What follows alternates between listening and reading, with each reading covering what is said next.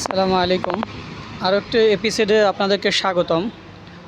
স্ক্রিনে যেটা দেখতে পারতেছেন একটা V20 গাড়ি, 24 সালের গাড়ি।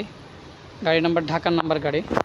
গাড়িটা সম্পূর্ণ টিকিউসি কাজ করা হয়েছে। এখানে গাড়ির চাকা দেখেন একদম নতুন, ব্যাটারি একদম নতুন, পুরো গাড়ি ডেন্টিং পেন্টিং করা,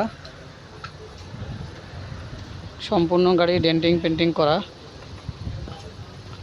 24 সালের একটা গাড়ি। আউটলুকটা অনেক সুন্দর।